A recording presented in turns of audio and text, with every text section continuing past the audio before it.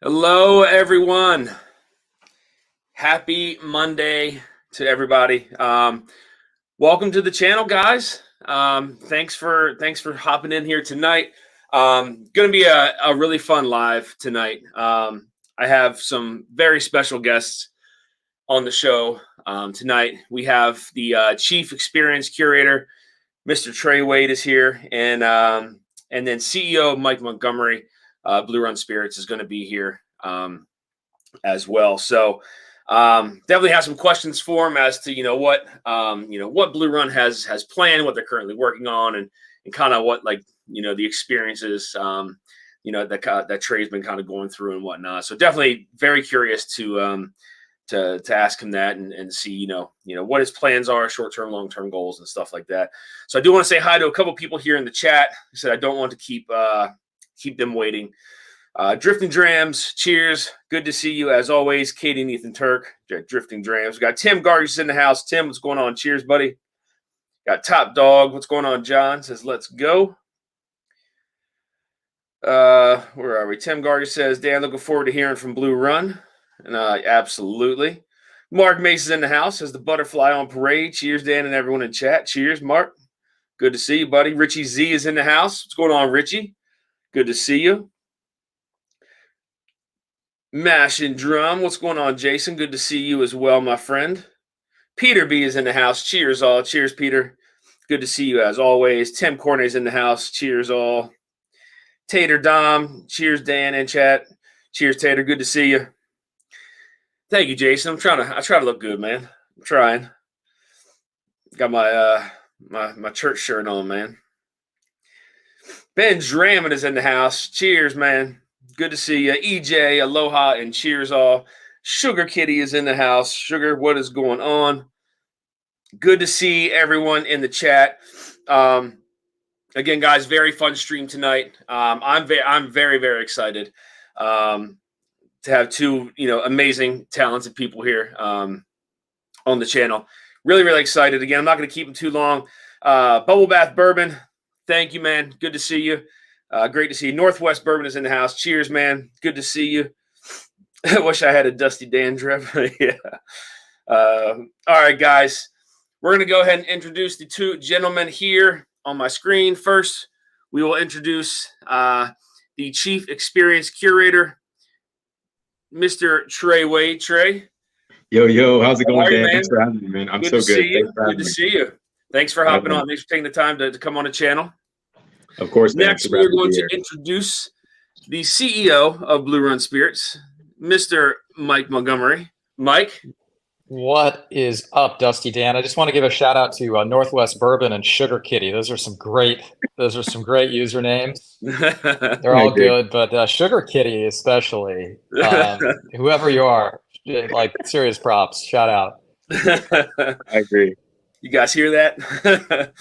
Joe Graves in the house. Cheers, Joe. Yeah, guys, thank you so much for taking the time to hop on. I know, Mike, you're on kind of a tight schedule here, but thank you both for. But you got all night with Trey. Trey's he's a young man. He stays up until the wee hours. You guys could this could be all night. I'm all yours, Dusty. I'm all yours, man. That's awesome. Again, that's much appreciated if you guys come on. So again, if you guys want to go ahead and just kind of just quickly, I have some questions here for you guys, but just kind of quickly introduce yourself, a little bit about you. I mean, obviously, I'm sure the majority of the people here know who both of you are. But if you want to go ahead and, Trey, you want to go ahead and introduce yourself? Yeah, sure.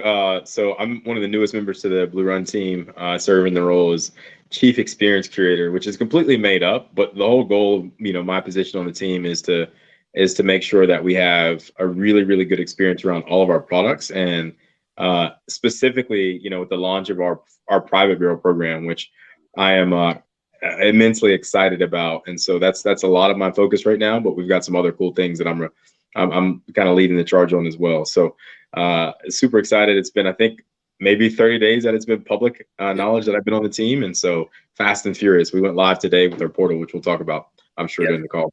Yes. Best 30 days of my life. I've got a wire, like an automatic wire transfer, sit to Mike. So anytime you give me a compliment, it just funds his tank. So you'll hear a couple of those tonight. We're going broke already in the first couple minutes. Hey Dan, it's good to see you again, man. Really appreciate what you do. The depth of your knowledge, the depth of your palate, your willingness to share. Yeah. Which, you know, I if I turn the camera around, I could show people like how really giving you've been. Really appreciate everything you've done for me and for Blue Run. I'm Mike Montgomery. Good to see everybody. Co-founder, CEO, and having a great time over the little more than 2 years we've been in business. Looking forward to even more. Stronger, better. It's like the Olympics, Citius, Altius, Fortius, right? Just got to keep building and improving, and that's the beauty of bringing on Trey, is that he makes us better, faster, stronger, and super excited that he's on the team. Agree. I can't believe it's been 2 years already. Yeah. We launched. We actually, it's a little over 2 years. We launched in November of 2020, which I think most people have tried to just like strike from their memories, right? Like November of 2020 didn't even happen. It's like you look at the calendar and you just it's just something that didn't exist. Yeah, it's and I remember it. I'm sure a lot of people in the chat remember. I mean, when you guys first came out, it was like, what is Blue Run? Who's Blue Run? And really, I mean, you guys just took everything by storm. I mean, from the marketing standpoint to, just everything. I mean, again, from the design of the bottles and really just, pushing. And that's, I have the utmost respect for you guys for that. So I do have to ask, what are you guys drinking tonight? Well, I am. I'm not gonna lie, I followed your sadly lead. not. There you go. Trey is. I still have a couple kid pickups to do. So that's right. I'm not drinking. That's right. I'm not drinking anything yet. Later on. Yeah, later on. I'll tell you what I'm drinking. I'm going to be drinking this and this. Uh-oh. I have homework to do. Nice. Yeah. I'm jealous. So guys, I do want to congratulate you on your guys' newest rollout here, Chosen. Which, by the way, I went and I submitted through the portal earlier. So, which I think is just really cool. I think it's a great way to get people involved and be creative, behind it. And I love the whole thing to, design the strip and the medallion and I mean, all that, the front label. So, with that being said, could you guys tell us a little bit more about Chosen? And then, who, I guess, Trey, who will you be working with directly with that program? So it looks like Trey's frozen unless he's just flexing. Yeah, I think, yeah. He might just be like stuck in this, he's like, flexing is his hobby. So he's good. I'm happy to tell you about it, but I think getting it from Trey directly is much more powerful. Yeah. So Trey, so I was stuck on, you guys are stuck on mine too. So yeah, the question was about Chosen.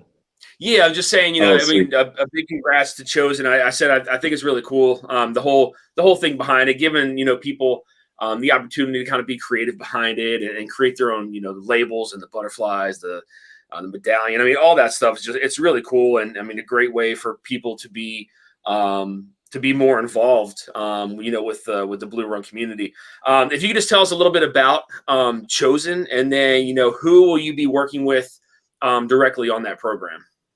Yeah, super great questions, and candidly, this is something that has been in the works for a little time now, right? And so it's not something that we just came up with overnight. And I've bounced a bunch of ideas off of multiple people, that have been publicly a part of the team for a while now, and even some people outside of the space, and just like, what can a brand, any brand, and specifically Blue Run, do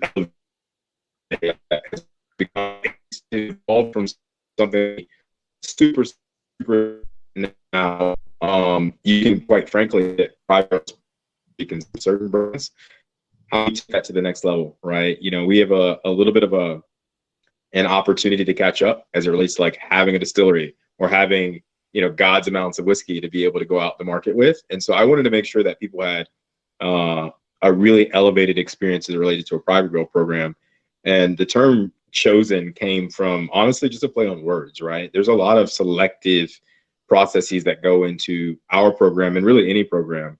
Choosing your color of your labels and your butterfly, choosing, how we kind of go to market with this product, choosing a particular barrel or barrels to create a blend for your program. And so it's very selective throughout the process. And then another key pillar of importance for me was making sure that it was an inclusive program, which is a pillar and an ethos for Blue Run. And so, we went out to market and we figured out, okay, cool, here are some of the key accounts on premise, off premise, meaning retail, restaurants, etc. And then a handful of societies that we wanted to make sure had like an absolute opportunity to participate in the first year of the program. But we also believe in equality. And so we created this portal process to make sure that, anybody that was interested had a fair opportunity at a chance for a barrel. That doesn't always exist. And so we really wanted to make sure that was a pillar of the program. And so it's been a culmination of some of the things that existed innately in the brand, some of the things that I've gained experience in and seeing other people's selection processes, distilleries around the world, not just whiskey distilleries, but like tequila distilleries and rum producers, etc. And so this program is truly a culmination of the ideology and identity of the group that existed, and then some of the years for different people, including myself. So you kind of come in and out a little bit, but Dan, did you catch the majority of that last sentence? Yeah, except for that very tail end there. I'll say it again. So yeah, so this program is a culmination of a lot of the identity that existed in the brand and the individuals a part of the group before I joined, and a lot of the experience that I brought to the table from having done hundreds of barrel selections of a bunch of different spirits in the past few years. So, and Dan, one of the things this goes without saying, but I'll say it anyway because we're here, right?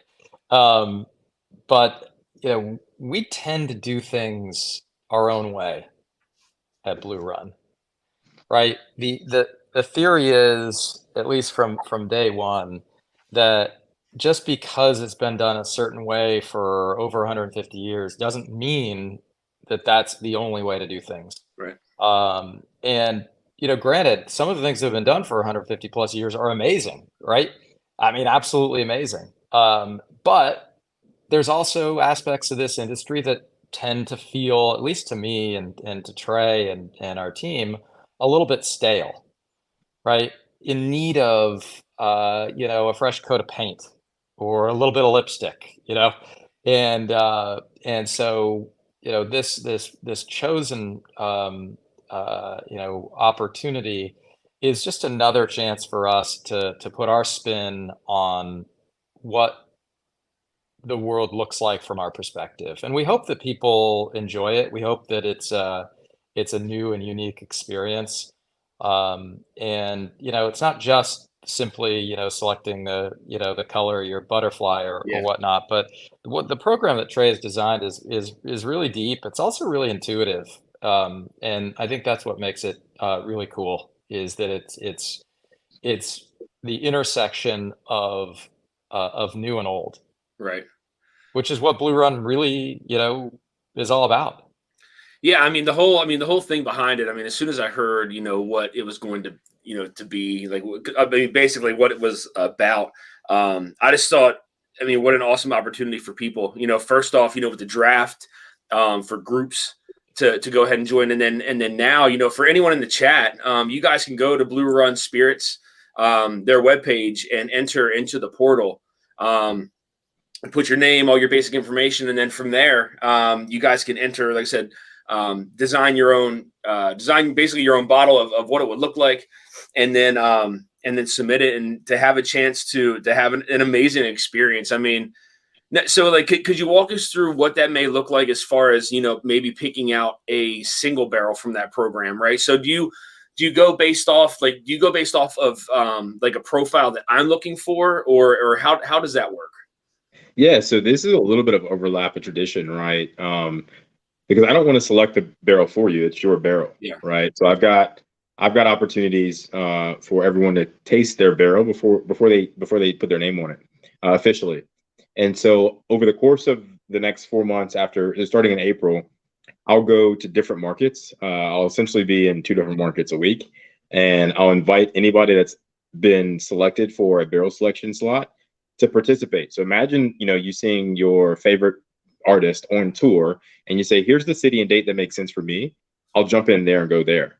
Yeah. So in each of these cities, there's going to be a super cool activation, essentially, really cool event, where a portion of that event will be you selecting your barrel from an assortment of barrels, right? So I'm not going to say, oh, you want something that's 5 years old, high rye, 7 years old, high rye, 9 years old, high rye. I'm not going to say those things. I'm going to say, hey, you come to this event, and there'll be time slots associated who signs up, where you'll get a selection of samples in front of you, and you'll be able to pick the barrel that you want. And then there's going to be some, I'm trying to hold a little bit back, but there's going to be some super cool experiences, right? Like I've got really cool connections with a couple of professional sports stadiums. And so one of the selections is going to be on the 50-yard line of a major league football stadium. So cool. It's going to be really, really cool, right? Yeah. We've got some other stuff. There's a partnership with us down in South Florida where we've got an 80-foot yacht rented. So imagine having like a dinner cruise off of an 80-foot yacht off the coast of Florida, being able to select barrels, have a great dinner,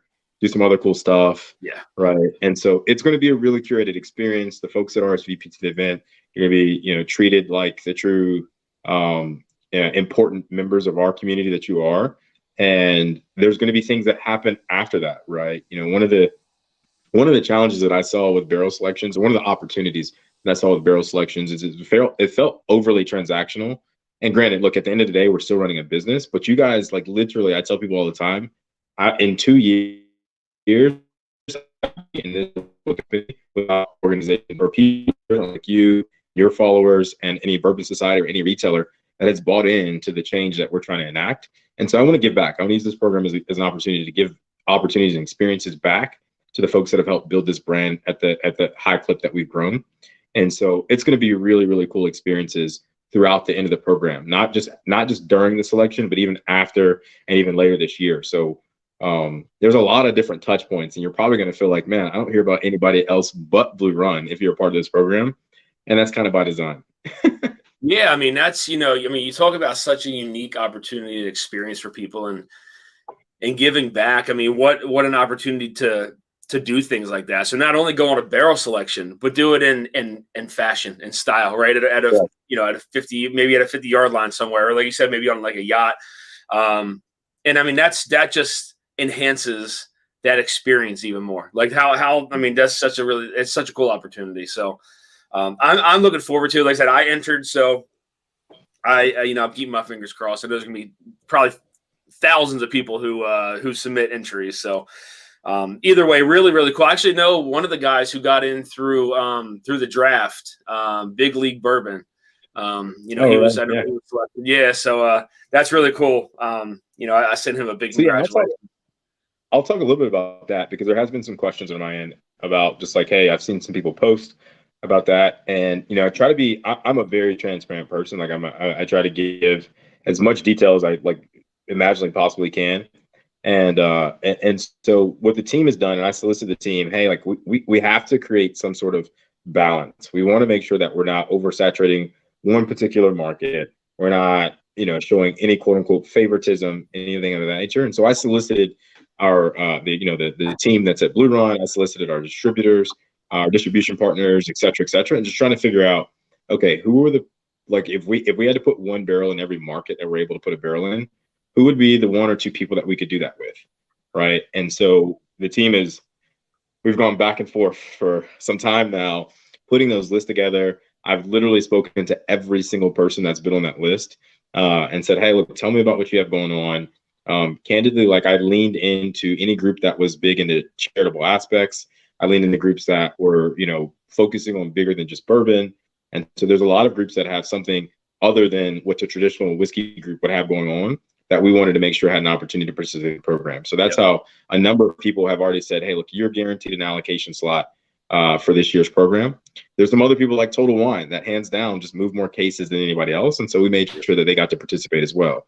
And there's just that balance, and so there's kind of a nuance to making sure that we create an equal opportunity for everybody to participate, but we also don't overlook the folks that have gotten us where we are. Because I can't pick and choose who gets pulled in the lottery. That's not the draft. Excuse me. That's not how that works. Yeah. I was actually curious. There was so myself and two other whiskey tubers and another gentleman who's actually the president of our charity.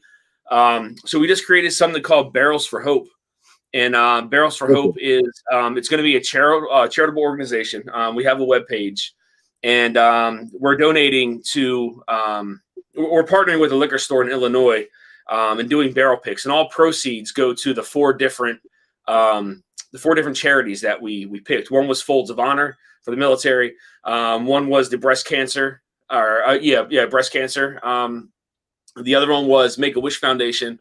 And then the last one was She Writes Love on Her Arms, which is for mental health awareness.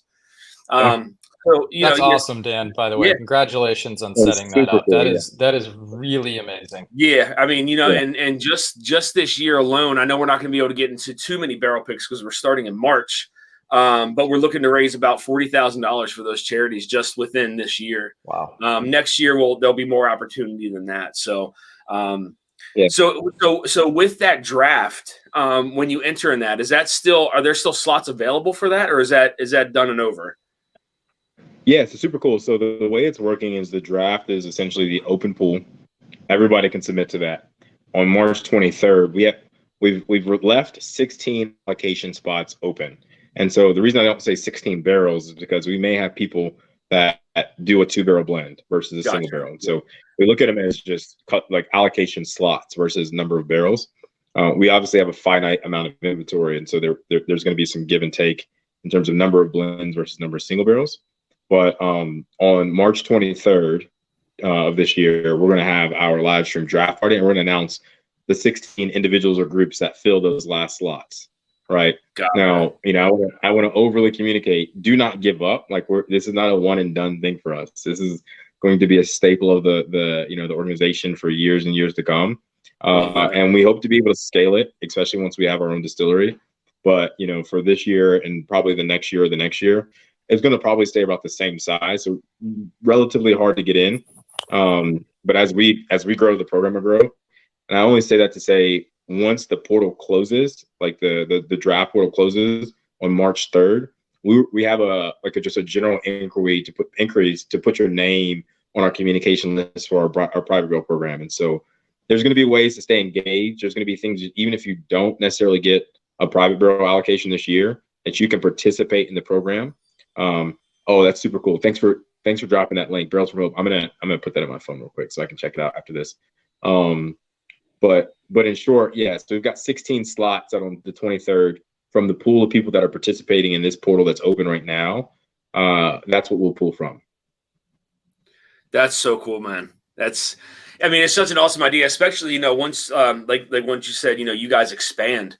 And I did want to actually touch base on that for Mike or Trey. If you could tell us a little bit about the new warehouse, maybe capacity, and then what you guys are looking to, I guess, create here in the future. So I know I'm excited for it. I don't know, what kind of tricks you guys have up your sleeve, and I'm sure there's something. We're gonna land a spaceship in Kentucky. We're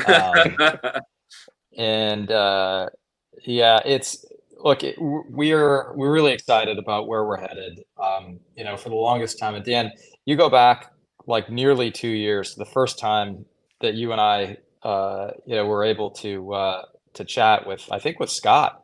Yeah. Yep. Right. And, we talked about the fact that we didn't need a distillery, right? We were happy being an NDP, and we could source all the amazing barrels we wanted. And then things changed. Very quickly. Very quickly, pretty much overnight. And the conclusion that we came to was that it's really important for us to control our own destiny.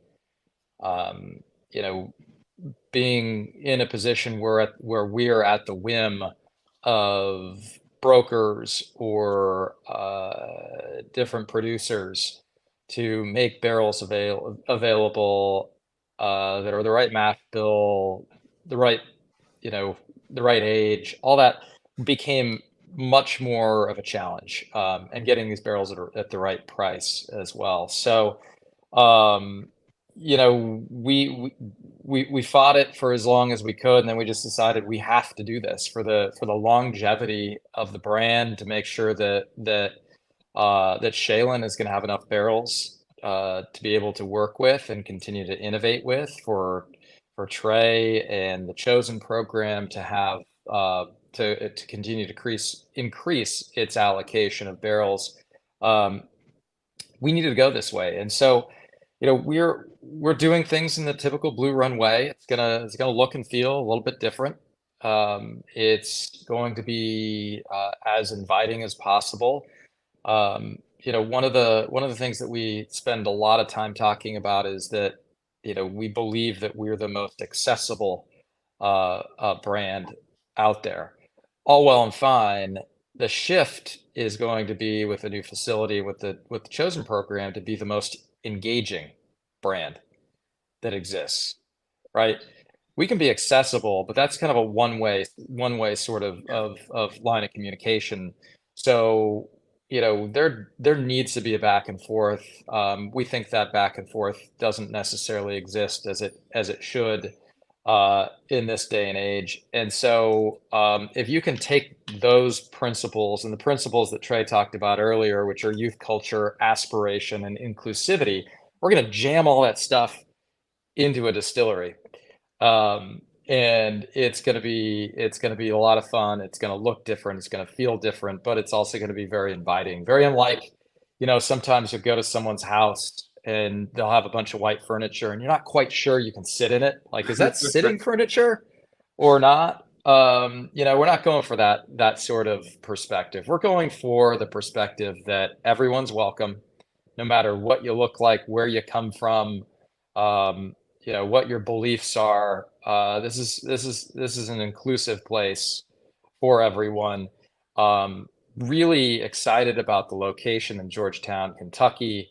A couple hours away from Cincinnati, about 20 minutes from Lexington, about an hour from Louisville. It's perfectly situated for us. So, we're gonna distill some barrels. We're gonna do some tours. We're gonna store some barrels, much like everybody else does, but most of our operations are going to have our unique spin put on them. Yeah, I know. That's when I saw that you guys were, putting up a warehouse, I was like, oh boy, here we go. I know there's going to be some good stuff coming from there for sure. I guess, Trey, I got to ask you this. So since stepping into role,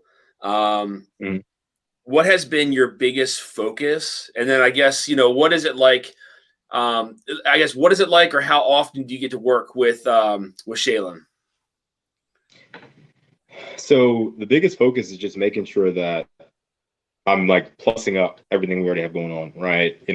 I candidly reached out to the brand to join the team, and we've been aware of each other since 2020, and just coming in, I just wanted to make sure that I focused to be a team player, right? We have some all-stars on our team. And so making sure that any way, shape, or form that I can add value to things that already exist, also creating some new channels of value, right? With the private barrel program and some of our alignment to culinary experiences and a couple of other things. That's been my main focus. Where can I add value, and how can I maximize the value that I'm adding? I have had the extreme pleasure to work with Shaylin a couple times. Just a few weeks ago, I was in Kentucky and got to sit and just watch her do her thing, watch her pick apart different sensory notes. And she is like a rapid fire sensory specialist where she can just, oh, I mean, I was like, did you even smell that? She can just, seems like she can just look at something and say it's going to be this or that. But she, works through a bunch of different samples, both on the blending projects that we have going on, that she has going on, some of the LTOs that we have coming launching for this year, limited time offerings for this year. And so it's been really cool because I have a little bit of a background in sensory, but nothing in a laboratory. And so watching how she methodically goes through and kind of from a very calculated perspective goes through the process to do some of the same things that I've been exposed to in the past was really, really cool, because I just want to be able to translate that as I'm out in the market, hands-on with in consumers, because she has a workload like nobody else right now. She has a ton of stuff she's working on. And so I'm trying to be a conduit between and sharing essentially what we have going on in the lab to what's going on in the field. And so being able to see her do her thing was super helpful. And so I'll be back in Kentucky later this month, and we're going to spend some time together. I just like to pick her brain. She truly is a subject matter expert in the things she's doing for us. So it's been fantastic to hang out with. Yeah, she's got that all-star nose, right? Trey's right. She can just kind of look at something, or you could have like a 50 ml like this, like 30 feet away in the room that's with the cap off, and she's going to pick up on that. Whereas, I got to get my nose right down in it, right? Yeah. As close as humanly possible. And even then, I might need to splash a little bit on my nose too to be able to pick up what she's picking up. So it's kind of fun. It's kind of fun to do that. But as the person who does most of the barrel sourcing, it's funny because I get frustrated because I'll think, oh, I found the perfect barrels, right? She's going to love these. And I'll send her samples. She's like, nope. These ain't the ones. And she's so similar to Jim Rutledge in that respect, where they have this level of discernment that far exceeds that of a mortal being. Yeah, and it's hard to until you see it, right? Which I'm excited as she gets her own kitchen, essentially, once we have our facility built in a few years. to see her, to essentially be able to not say create a stage for her, but allow folks to come in and see somewhat what we're able to do and what she's able to accomplish. And that's one of the things that I'm super excited about, having our own place to call home, right? And she's got a hand in some of the characteristics of the facility that's being built, and a number of other folks on the team do. So Mike jokingly said we're landing a spaceship in Kentucky, but I do feel like just with the lens that the team has, putting together the plans for this distillery and the facility in general is going to be something that truly is more than just breaking ground. It's going to shatter. It's going to be a kind of a beeline from everywhere in the vicinity, if not the world, that points straight to our facility for people to come and experience what Blue Run's trying to create in the market. Yep. That's awesome. I love that. I don't know whose post it was. I don't know if it was, I can't remember. I don't know if it was Mike or Shaylin or you, where it looked like it was in maybe like a sensory lab, and there was just like looked like, I think pints, it was just pints kind of just like lined up across the counter. It was I don't know whose post that was, but yeah, that was me spying on Shaylin, because it was one of those things I want. For me, it was one of those really cool experiences to just see her do her thing in real time, in living color. And so she didn't even know I was taking pictures. And it's funny, she's like, dude, you got to work on your photography angles. But I was just getting what I could, because she was literally, like I said, we've talked about it before, but seeing it in practice was a pretty significant difference. And so seeing her, I do sensory here. She can do sensory like over here, like Mike was saying. She can just eye the glass, nose it, and put it down. And she'll go through a number of samples, 10, 15, 20 samples, rapid succession. And she can pick up, and she'll move glasses forward and backwards, and she'll go backtrack, and she'll come back to glasses. And it's really like a very scientific orchestra. So a very fine balance of science and art that she's able to accomplish in the lab. And I just like, I gotta take, nobody's gonna believe me unless I get some sort of capture of this. And so, but it really is a special moment to watch her do her thing. Yeah, Dan, it's kind of like for those out there who watch The Queen's Gambit, the show about the chess player. Like I envision Shaylin like moving these different samples around on the ceiling, working her way through them until they just align right, just exactly right. Boom, they lock in. Like that's what's going on, I think, in her, between her nose and her brain. And it really is kind of the intersection between art and science, and it's pretty cool to watch. Yeah, like I said, I saw that picture. I was like, man, I can only imagine just sitting in a lab, just kind of watching this kind of go by, and I mean, sensory is something I've really kind of really wanted to get more into. I test myself all the time. I'm big with testing myself with like baking spices and stuff like that, like blindfolding yourself and smelling something. It gives you a completely different sense, if you will, right? Looking at something and smelling it, but when you blindfold yourself and go through some of that sensory, I think you come out. I think the results are kind of surprising to say the least. But so do you feel like? I mean, do you see more of do you see more of that micro blending from Shaylin? Is she in there mixing 2 and 3 barrels together, or is she more kind of focused on getting some of that single barrel stuff together? All of the above. Some of what she's doing is not necessarily doing the blending of the micro batches, but um, she's trying to figure out before she even blends what's going to work well together. And so it's like there's I don't know, there's kind of like a pre-approval process going on with her. Yep. And she works through it in stages, but she's also out there selecting different single barrels and pulling some things back that she really likes, because the whole goal is that she wants to continue to put out what she considers to be unique releases, right? So, obviously we know what we're going to get with High Rye. We know what we're going to get with Reflection One. Yep. We know what we're going to get with Emerald. Emerald. Right, because those are more kind of staple sorts of products, right?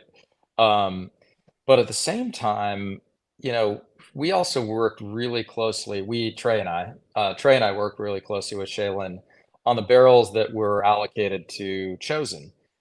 Because what we don't want people to do is go out there and select a barrel and have them say, yeah, this tastes just like High Rye. Or, this is thanks for the golden rye, but we already bought that, right?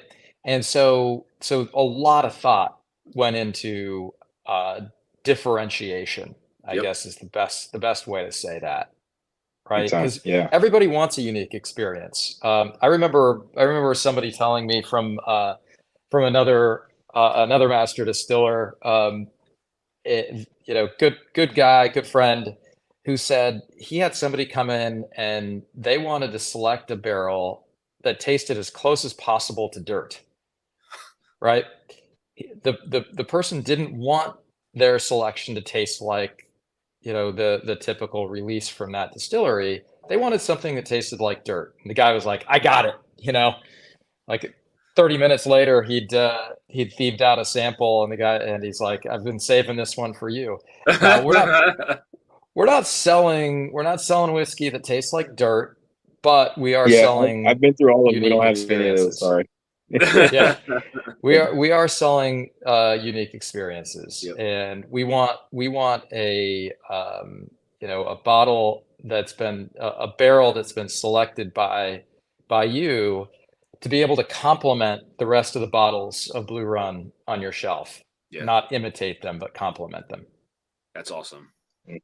That's so cool. So I do have a question here from Katie Turk. So by the way, I sent Katie and Ethan some blind samples last week before, and one of them was the Emerald Rye.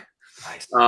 And it just so happens that Ethan picked the Emerald Rye first in his blind, and he asked, he was like, it almost tastes like this was like finished in, I think he said French oak, if I'm not mistaken. but I had said how good this Emerald Rye was, and then I think that people would be very surprised by this Emerald Rye. I love it. I think it's absolutely fantastic. But going back I was going to to that, say, Dan, I don't want to blow your cover, but yeah, you might be one of the biggest Emerald Rye fans out there, and I don't think you're wrong, because I'm right up there at the top of the list too. I think Yeah. it's fantastic. I mean, for me personally, I mean, Ethan. I mean, again, I said it to him blind, and it came out in first place for him. So Ethan knows what he's doing, and the beauty. And Dan, you know this, but for those of you out there who don't know this, the Emerald barrels were the first and only rye barrels distilled by Jim Rutledge. Mhm. No other rye barrels have ever existed that have been distilled by Jim Rutledge, and he's always wanted to distill rye. He finally got the chance to, and guess what? Turns out he's good at that too. Yep, I would say so. I would say so. But Yeah. Katie, speaking of which, Katie asked a question. Says Mike and Trey's favorite releases so far, and any chance of getting a finished product. So between you guys, if you had to pick anything from your lineup, core lineup, single barrel, I mean, what would it be? I'm sure you guys get asked this question a ton. So Yeah. Gosh, Core that's so tough. or LTO. So maybe we should split them up, Trey. So it's like there's a core number one in the core releases, number one in the LTOs. Oh, Why don't you that's go fair. first? Yeah, of course. Good answer. It's funny. The simple answer is that they're all my favorite because they're all now my children. But Reflection has a kind of a sweet spot in my heart, right? Not because it's not the lowest proof or anything like that, but it's one of those whiskeys like that I can drink at any given time, no matter what's going on in my life, like no matter. And it just hits a spot. It may not be it always hits a spot. It never misses the mark. It is, and when people ask me like, "What's your everyday go-to whiskey right now?" It's like that's why this bottle is so low because I'm like, All right. anything's going on, I can drink Reflection. Right now, I'm also one of those people that like variety and uniqueness. And so when we talk about LTOs, gosh, there's so many good ones. I had the distinct pleasure to help out with the first 12 days back in 2021. And I swear, man, like I've never drank a whiskey that, even some wine finished whiskeys, that tasted like a white wine. And Sauvignon Blanc from the first 12 days, the White Butterfly, for me had some of the most crisp and light fruity notes on it that I personally had ever experienced in a well-aged whiskey. And so that for me was super exciting. That's probably the hardest question I'll answer all day. And because there's like 4 or 5 other things, like the Emerald Rye, to your point, man, I've had the pleasure to just like showcase a couple of our core products. So Reflection One, High Rye Bourbon, and Emerald, kind of in that sequence in these past couple of weeks at just like a mass level, just sharing people what we've got going on. And to your point, Emerald Rye surprises them every single time. It's the highest proof in the lineup of the 3. And quite candidly, I think it drinks much more well-rounded than the High Rye. And the High Rye is fantastic. Like that is another easy everyday bourbon if you're aiming for that a little bit just over 100 proof. But at 116 proof, Emerald is it is a crowd pleaser for people that don't even typically lean towards rye. And so I think that's another great option. All right, Mike, I took all of the expressions. Your turn. Yeah, I would say. I think you nailed sorry, it. go ahead, Dan. I mean, you said well balanced, and I couldn't agree with you more. I think it is a beautiful balance of some nice sweetness and that nice spice to it. There's definitely that there's definitely a lot of fruity notes to it, especially when you first get into it. But as for me, like as I got into it, and that fruit started to die down a little bit, it brought forth some more unique notes for me that I pulled out of this one. But I'm a big fan of the Emerald Rye. So, Mike, what we got? Yeah, I was going to say, for those who want to try Emerald Rye, there still are a few bottles, and when I say a few, I mean like less than 10 bottles available on Sealbox. You can get it through our website or on Sealbox. So, act now, and So Trey took reflection, so I can't choose that. But honestly, I was gonna go high rye for the core. Um, it is my go-to. And there's a restaurant that's a little bit maybe a mile away from my house that carries. I think they have high rye, reflection, golden. They haven't gotten emerald yet, and I'm drinking a lot of high rye. I think the proof point is just right. I think it's got enough spice to it that it keeps me really happy. There's something about the viscosity of it that I think also occurs with emerald, but high rye is the one there. And then it's difficult with the LTOs. I'm gonna So strip out the 13 and a half, and 14 year because that's just not it's not fair.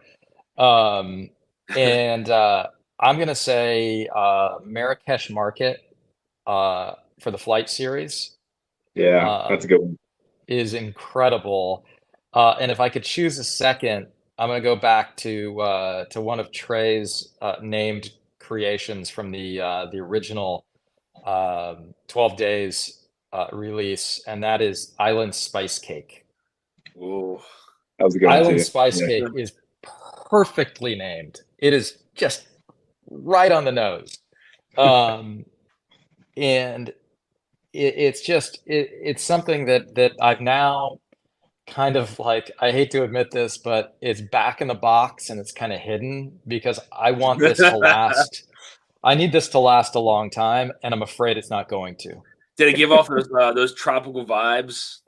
It So it gives Yeah. it gives off like I feel like I'm in like Jamaica or the Bahamas, and without the humidity. yeah, Uh, it's just it really is what I envision Island Spice Cake to be like. Yeah. yeah, that's another one of those ones, Dan, that like if you had told me it could have been finished in like a drier rum barrel, so not like a like a Jamaican rum barrel where it's not super super sweet for, but a little bit of solventiness, and then you start to get those tropical fruits like papaya or guava. There was just like a thin line of that in there, and it tasted like rum punch. You know what I mean Oh in my certain God. aspects, and so it felt perfect for the tropics, but as soon as you caught those notes, it flipped right back to your quality bourbon notes of Yeah, the your spice, standard. right? Your spice and your brown sugars and things of that nature. That so it was kind of like that rum cake or rum punch, and then a nice spicy bread note in there. So to Mike's point, my mouth literally started watering when he mentioned that. We've had so many really cool LTOs that it's hard to remember some of them, but that one was definitely all outstanding. So good call, Mike. Do you still have that one, Trey? Yeah, it is up here somewhere. So I have one of every bottle. I have every release we've ever had, and so granted, look, and I've learned this being a part of the brand. There are some people that have a lot of Blue Run that have supported the brand Yep. exponentially. By if I we know sell it, you. they go after it like it's the last whiskey they'll ever get a chance to buy, and it's made a big difference for us. And it's always kind of cool to meet those people who have just championed the brand. And a lot of the folks, and this is what I appreciate the most, a lot of those people aren't just buying it to collect it. We see pictures online of them just sharing it with as many people as possible. Yes. And sending to just like you did with the crew with Ethan, like sending it to folks to say, hey, look, try this. You have to try this. It is good whiskey. As a craft brand, that's probably one of the biggest compliments that I think we could get is, we get a lot of folks that'll buy one bottle of a craft brand. Like, oh yeah, this is nice, but let's see what happens in a few years. Folks have really gotten behind our brand, and to an extent, we understand there's some marketing. We have a sexy bottle. We care about our customers, but the whiskey is also damn good. And so there's a healthy balance between those two things that I think has turned folks into true champions of the brand, which is, for me personally, it means everything to me to have a group of people supporting us the way that, a lot of folks like yourself are. So thank you guys, seriously. Yeah, absolutely. It is really cool. I Sorry, will. Dan. If you have that open, I will. I can talk to you another time, but I would love to trade you a sample of something just for a sample of that, so I can try it. So Just send me your address. You don't have to trade me anything. Yeah, I'll send you something. You can tell that Trey doesn't have enough bourbon. Yeah. Yeah. There you It's go. like he's seriously about to run out, it looks like. That's Yeah. that's quite the wall. Oh, nice, man. You're in a place called the Den. Yep. That is The Den, yep.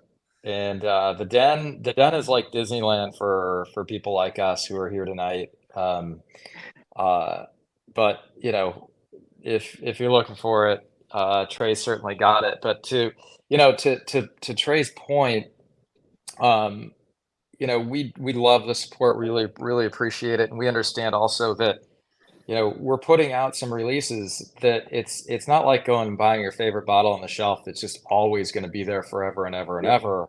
You know, you talk about Marrakesh Market or Island Spice Cake or Sauvignon Blanc or Sauvignon Blanc. Thank you, Trey. I blanked for a second. Like, you know, there were like 200 of those. That's it. Yeah. Right. And so if you can somehow conquer the internet in a way that I haven't, or at least I haven't yet, and score some of those bottles, you're gonna be really happy. Yep. Right. You're gonna be really happy that you did, because this is all about an experience, and the experience needs to feel good. You need to feel good about the process, about the liquid that you've spent your hard-earned money on, and your time, right? Because we're rolling these things at 3:00 Eastern. That's the middle of the day. Yep. People have a lot going on. You've got a job, kids, family, life, hobbies, life, right? And so we recognize that, we appreciate it. We're just thankful that you guys are along with us on this journey, which is just getting started. Yeah, indeed it is. Back to Ethan. I know Ethan had asked a question, or I think it was Ethan or Katie. Any plans for finished whiskey in the future that you can talk about? It depends on what you consider a finish. Yeah. Ooh, I'm intrigued.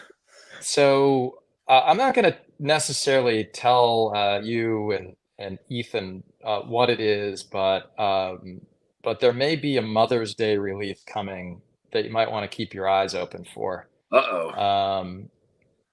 And if I had the ability to buy them all, same. I second that. All right. I would do that in a heartbeat without thinking twice. Just don't tell my wife. Yeah, because they're supposed to be Mother's Day gifts, but Mike. Yeah, it's not quite what my wife or my mom would be looking for Mother's Day. But you know, everybody deserves a gift on any random day, and so you know, if you're gonna buy your wife something nice, Dan, maybe get yourself something too. There you go. That seems extremely balanced and healthy to me. Sometimes, right? Yeah, correct. Everybody wins. Yeah, correct. That's hilarious. Yeah, no, I mean, to add to that, here's the cool thing about one of the things that I learned about just seeing Shaylin. The brand is so open in general from every aspect, even the whiskey, to never say never. Right? It's hard to say like what's going to happen, because to Mike's point earlier, 2 years ago, we weren't talking about building a distillery. Right. Now it's going to happen. It's coming. Yep. And so, you know, in the near future, there's some things that depends on your definition of finished, may or may not happen. Who knows what we'll be as a brand in 10 years from now, when we have our own facility and we have the capacity to really just do whatever the heck we think makes sense. You know, a lot of, I think what we've done as a brand has been driven by consumer feedback. You know, Mike writes handwritten letters. You know, a lot of folks text him, and that's so different for a handful of people in the group, and including myself. You and so, never see that from anybody else. Never. Yeah. No. I tell people we have the most overpaid note writer in the history of note writing. He might as well. He like literally. He could be a novelist and with all the right. He could have written 17 books with the number of letters he's probably written. Yep. And so, but that carries through in every aspect of the brand, right? It's not just a he mentioned most successful, most engaged. That'll never go away, and so we'll always stay true to our core, right? That's kind of what got us to where we are. But as I think we get guided in different places, and we learn more about what's going on in the world of spirits in general, not just whiskey. I think and I have very little say in this, but like I think it's very possible that anything could happen from under the Blue Run Spirits kind of portfolio. Yeah. Very, very true. And I'll just add to that, we don't necessarily like gimmicks or fads. Mm-hmm. First and foremost, we want to put out damn fine whiskey, right? True. The best effing whiskey that anybody can find, unadulterated. However, there are ways to approach innovation, and luckily we've got some really innovative minds on our team that are going to continue to bring ideas to the table. We're going to try everything, and we'll release what we think is, of superior quality. I know Shaylin and Jim and Trey aren't going to let us release products that are subpar or inferior, just because it's the fad to finish in a honey barrel, for example. Yeah. And Which, no offense, because I correct. love whiskey finished in a honey barrel. Yeah. But that may not be what we're all about. There's a right and wrong way to do it, because just for every one good honey finish, I've had probably a dozen that weren't worth the price of admission. Yeah. And so to Mike's point, like if we do it, we're going to do it to the best of our ability, and we're going to seek wise counsel, and we're going to fail a bunch of times internally before we go to market, with what we hope to be a out of the park winner. And so, yeah, so that's one of those things that you can put it on the label, but if it doesn't make a difference, it doesn't make a difference. And so we're trying to make sure that we don't just jump on the bandwagons. We lead from a place of authenticity. Yes, completely agree with that. Yeah, I mean, for me, and so before I get into this last piece here, so as far as any kind of upcoming releases, is there anything that you guys can say now that the people who absolutely love Blue Run are can look forward to? Or yeah, I mean, there is a natural companion to Mother's Day that people are going to want to keep an eye out open about. So that's fun. I don't know, Trey, what else should we talk about here? No, I feel so. This is kind of a leading question, but I'm finishing Reflection 1, so it's only natural that eventually there may or may not be another Reflection in some way, shape, or form. We don't know what it looks like yet, but yeah, I mean, so the cool thing about it is here's where here's how I'll answer this question.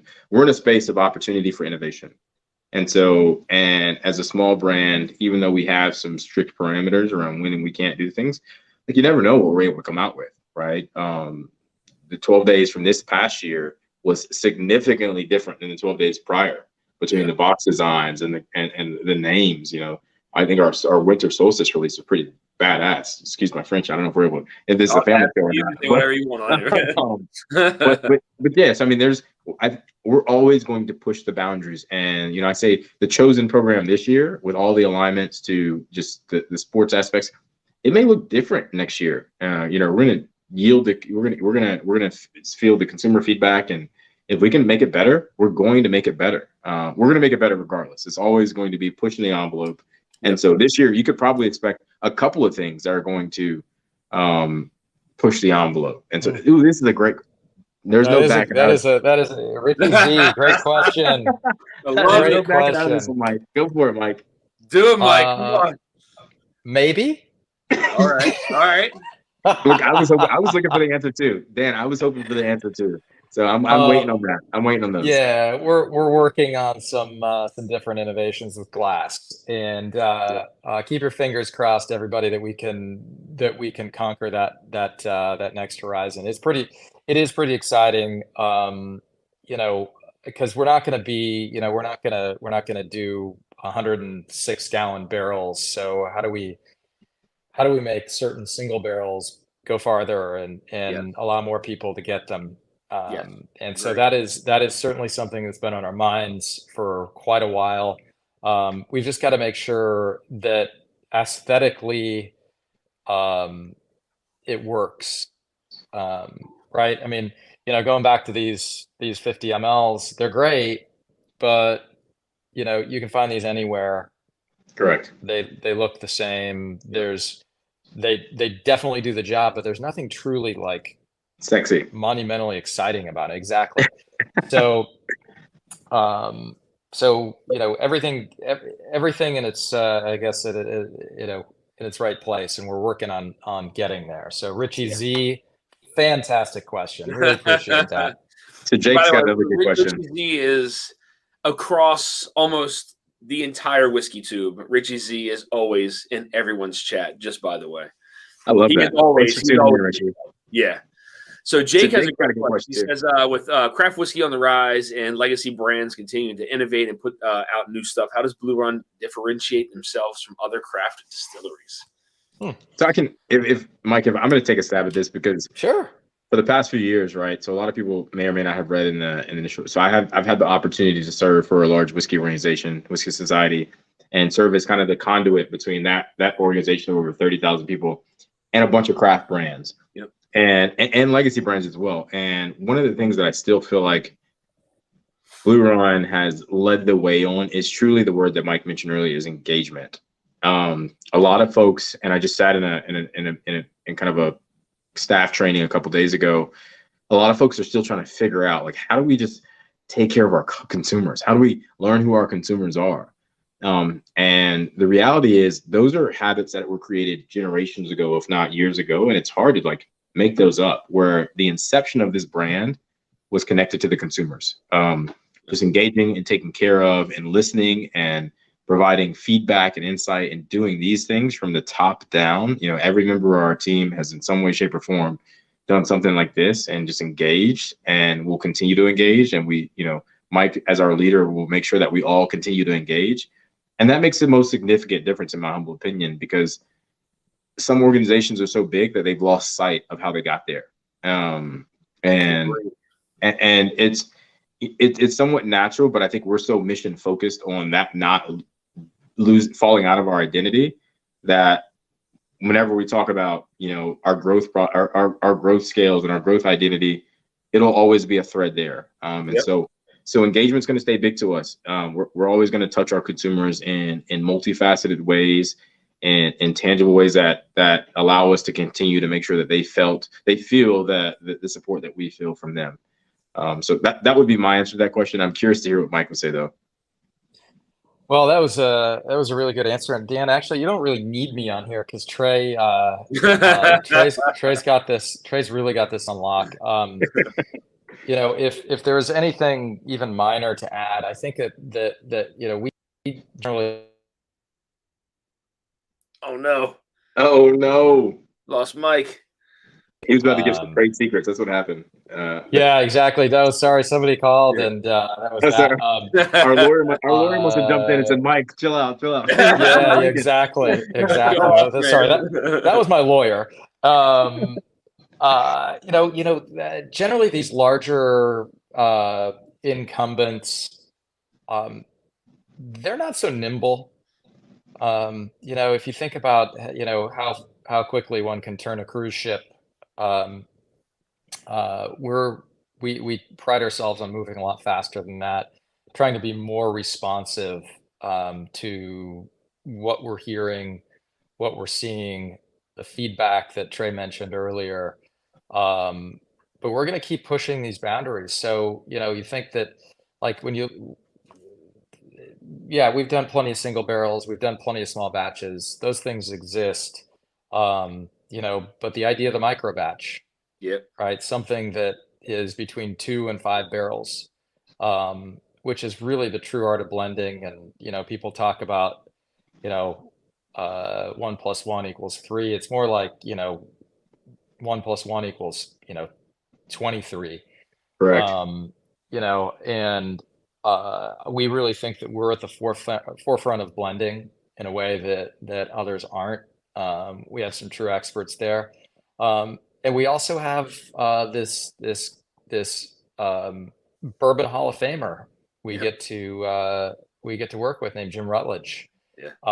who is, as far as I'm concerned, the greatest living distiller.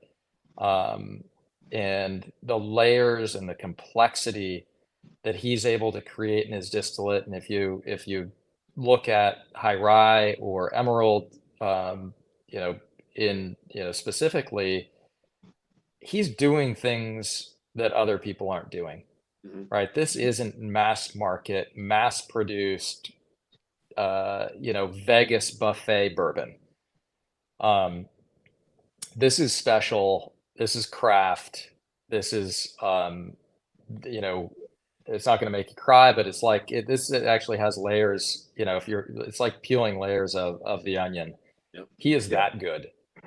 Yeah, if I can add to, I mean, the cool thing about this connection, this partnership with Jim Rutledge is tied to him and having access to things like the first rye he's ever distilled after being a master distiller for over 30 years, or working at a distillery for nearly 40 years. He has been in this kind of this highway of lanes, and now he's just on an open field of opportunity. Makes kind of sense. figure out, like, well, he has so many opportunities at his fingertips, and we get to benefit from the experience that he has, and he's still gaining. Jim's still like working in distilleries and figuring things out. Yeah. And learning as an expert in this space. He hasn't given up on the idea of like there's still something else to go figure out. And we get to be the benefactors of that, and our products get to be the benefactors of that, which means then our consumers get to be the benefactor of that. And so we are truly bringing history forward and also innovate. Like, we're showing innovation from a large swath of experience. And I think it's really, really cool to be able to be a little part of that for Jim. And Jim, I think, likes the fact that we are leaning into his expertise and leaning into his guidance, and having someone like Shaylin, to Mike's point, who has a lot of similarities. There's a lot of overlap in that Venn diagram of how they approach things, but there's also some contrast. And so it's a very healthy dynamic for them to create new expressions that have never been experienced before. And I think that gives us a significant leg up on other brands that are kind of just starting from either zero, or they're starting from someone who's not a Jim Rutledge, which it's a lot of people. Yeah. And it's crazy. I mean, to your point, when you give someone, 10 feet of space, and that's all they have to work with, right? You're limited as to what you can work with. But to give him kind of free reign and open up, the ability to do whatever and work with whatever. I mean, you're talking about, again, the first ride that came from Jim. I think, Mike, you talked about the mouthfeel on it and the viscosity, and it's when you watch my review on this, that is the very first thing that I stated, is how creamy and viscous this rye is. So when you give someone the ability to step outside of that restricted space and open that up, the possibilities are endless. They really are, and that applies to Shaylin too, right? My job is to give her, I like to say, as many toys as possible in her sandbox. Yeah. Right. And what she dreams up may not be what I have in mind. Right. I may say, well, we need, 3 bourbons and 2 ryes this year. And she might come up with something entirely different. And I guarantee you what she comes up with will be better than anything I could have possibly imagined. Yeah. I do have a quick question. I know, Mike, you probably have to get off of here fairly soon, but so I know, one of the topics I've talked to a few people about was the barrel shortage. If it's real, if it's really happening, right? So, with you guys opening up a distillery, how does that affect you? And then, like, as far as like obtaining the barrels, that's something that you had to react with like right away, or like how did all that work? And then if you could just kind of explain, like, the truth behind the barrel shortage. Yeah. So that's a really good question, and it's something that we've been talking about internally now for a long time. The rumor is true. There aren't enough new empty barrels available. There's a severe shortage. you can jump to your own conclusions about where all those barrels are going right Yeah. now and who is taking them, and do they need them. However, we do have a plan in place. We've been having conversations for quite some time. We're confident that we're going to be able to secure enough barrels to make sure that we don't have to age our distillate in Ziploc bags. It's gonna be okay. I do see that market loosening a little bit over the coming years, and so we've got a little bit more time to continue to massage our current situation. But fact of the matter is, we're gonna be okay. There's gonna be plenty of barrels for us, and we're excited about where that's going. I know that across the board, there's been a need for certain companies to go international, and buy containers full of barrels that have to be shipped across the world, and that's super expensive, right? I mean, that is a lot to put on your balance sheet and the cost of goods sold. But I think it's also, going to create some unique flavor profiles along the way for certain people, but it's not going to be consistent at all. And so we're seeking a consistency that's unparalleled. And so I hope that answered your question, Dan. But I think we're well on our way. But what you're hearing, you always do a good job of keeping your ear to the ground. It's real. Currently. Big time. I wouldn't want to be opening a distillery today without a plan. Right. Because I mean, now, you're seeing some of these, some of these other companies, sell, or some of these other companies buy some of these other, distilleries. And I'm wondering, if me personally, I was wondering if that was maybe some of the reason behind it was they're not able to obtain, those barrels that they may have had last year, or looking for more than what they had the year prior.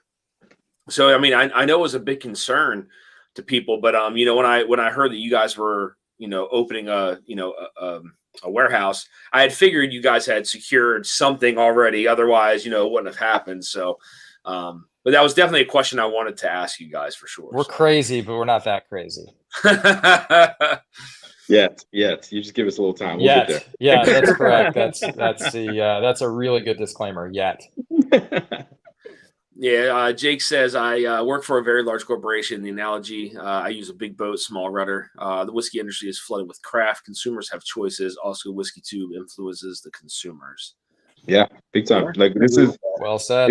This is why we, Jake, great call out. This is why we are so invested in folks like you, Dan. And it's because we know you guys, you move the tide for us, right? And to Mike's point just a minute ago, you keep your ear to the ground. We learn just as much from folks like you, whiskey tubers, as you probably learn about us in the craft space, right? And so it's a symbiotic relationship where we get to be exposed to things that, quite candid, like if our head's down and we're grinding towards the branded Blue Run, we just may miss in the noise. Yeah. And so you bring questions and ideas to our attention that we haven't thought about, and hopefully vice versa, where we get to share with you what's going on here at the brand. And so it's a very healthy and cool relationship that I commend the brand even before me for leaning into, and I hope that with my joining the team, like, we can continue to double down on of making sure that we stay connected to folks like yourself. Absolutely, man. Yeah, I know Robert has he has a good question here, and this is something I actually kind of wanted to touch base on after the barrel shortage was I found it hard to drive 100 on a bottle of Blue Run when I haven't tried a single pour from it. But would a 375 bottle help engage and grab those to introduce them to the brand? Big time. So Mike is probably blue in the face about this, and the cool thing about Mike, he's open-minded and open-eared to feedback from a lot of people, especially everybody on the team. Yep. And a lot of the market research that I've seen, even like as a consumer, right? Like, first and foremost, I'm somebody that's invested in the world of whiskey. there's 1,800 bottles in this room I'm sitting in and no duplicates. And so like I am all for just figuring out what's going on in the space of world in the world of spirits. And it is really true. Like as a person who has a finite amount of financial resources, it helps me kind of go out and experience new spirits and new brands if I can get them in smaller form factors, one from a space standpoint, but generally it's a lesser cost. And so I'd much rather pay, $35 at a bar for a 2-ounce pour or 1-ounce pour than pay $100 for a bottle that I have no experience with. And so we're leaning into that, even with the opportunity to maybe explore new sizes of go-to-market glassware, as well as like we're really leaning into just our distribution and our partners on premise, which is retail, restaurants and bars, to make sure that we are giving as many consumers the opportunity to experience our product as possible. And so Robert, like that's 100% a thing. Like from an experience standpoint, I am heavily invested in making sure that we, to Mike's point earlier, we are an accessible brand. That whether you want to go buy a bottle at a store in your vicinity, or you walk into your favorite bar and have an opportunity to experience, whether it be a core expression or LTO, that we're working towards that adamantly, like have consistent conversations around that. And so great question, but that'd be my response. Mike, what you got? And also, if you're concerned about, what you might think of it and spending $100 on a bottle, just go to Dusty Dan's whiskey reviews on YouTube. Big time. And check out his reviews, and that's not just for Blue Run, but it's really across the board. He's what I respect about Dan is that he's not going to sugarcoat it. He's not going to say he likes something when he doesn't. And I really appreciate that. And I've actually based some of my non-Blue Run purchases on information that Dan's provided. So, there's a lot of good outlets for that, but, keep your eye open for potential, bottle size differences in the future. Yeah, I know. I think I had talked to Brian at Sagamore about that too. And, that was something that they had possibly looked into too, because of the price of glass, going up as well. So we know that's, that's another thing that, another cost that's going to continue to rise outside of, the disappearance of, I guess, barrel, but nothing's less expensive anytime soon. Oak and glass, right? It's those are, it's really two of the key inputs for what we're doing here. And we're just trying to stay ahead of the curve as best we can. Yep. Well, guys, I want to thank you both for coming on the channel. This was awesome.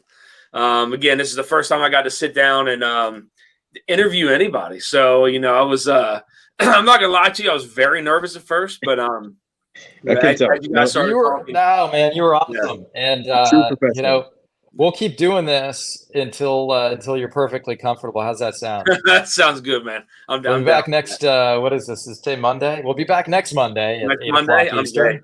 Yeah, I got a spot for you, man. Both of you. So I promise you, I second guessed your answer to that. I was like, "Is today Monday?" No, I mean, again, thank you both. This was awesome. I gained a lot of knowledge from this, and I hope the viewers did as well. I think you guys have a very, very bright future, and I know you both know that. So, definitely looking forward to what Blue Run comes out with next, and I think the whole Chosen, I think that is just such an awesome opportunity for people to get involved.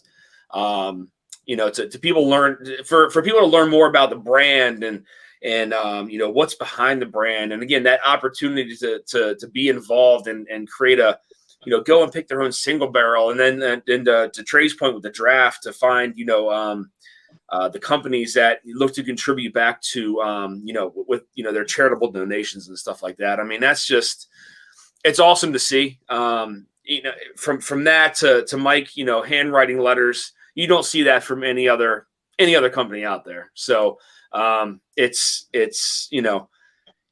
know it's really cool when I've received a letter. I still have all of them. And once I get a real whiskey room, I plan on doing something with them. But Heck yeah. you know, for the meantime, I'm in the corner of my grandparents' house in the corner here. So, you know. Well, and Dan, I want to give you some serious accolades too. You have come an amazingly long way in the 2 years since we've known each other. Yeah, Your following has blossomed. Your content has blossomed. It's really, really exciting to be a part of what you're doing, and we're grateful that you're allowing us to be a part of it. It's really, it's really cool. And this goes like another thing that goes without saying. The whiskey community is bar none the best that exists. absolutely. Super friendly, super inviting. Everybody's got a home. Everybody's welcome, and you're one of the ringleaders in that. So we're just Big time. we're grateful for what you do, man. I appreciate that, guys. I also have Thank to you say so this. much.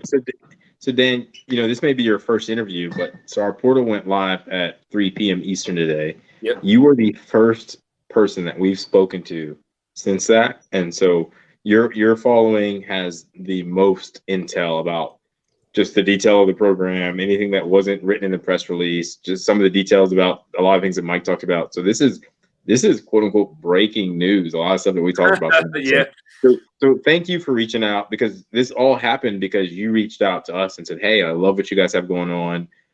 Can we talk about it on my podcast?" And I was like, Mike and myself, of course, we want as many of these opportunities as possible, because this is how we've gotten to where we are, and this is how we get to where we plan to be. And so thank you, and echoing Mike's sentiment of just, congratulations on the expansion and the community that you're fostering and building and sharing with. And thanks for the opportunity for us to be here to kind of share a little about what we got going on at Blue Run. And anytime you need to sharpen the interview skills, we're here for you, man. We got your back. Man. Again, much appreciated, guys. Yeah, thank you so much for taking the time. I know you both are very busy, but I would love to have both of you guys on the channel again. At some point here down the road, maybe once some new releases or something like that starts to pop up. I'd love to have you guys on here and maybe taste through some of them with you and talk about maybe have Shaylin on as well. Have four of us on here and chatting and just to have that extra wealth of knowledge on here and talk about what it's been like for her and all that. So we can plan that down the road. But again, thank you both for hopping on here. Much appreciated. Trey, you want to mention really quick where people can find you? Yeah, super simple. First and foremost, check out Blue Run Spirits on pretty much every social channel. If you're interested in the private barrel program, bluerunspirits.com. Just click on the button that says Chosen. Everything else is pretty self-guided, self-explanatory. My personal page is just _whiskey with an E, the American way _. So check me out. I'm usually eating and drinking pretty well, and yeah. Also, and if you have questions, genuinely, like there's no bad question. I don't mind answering the same questions over and over. And so, if you have questions that you didn't get the answer today, reach out to Dan. Dan, reach out to me, or feel free to reach out directly to me. We genuinely mean it when we want to be an accessible, engaged brand. We want to know what you guys have questions about.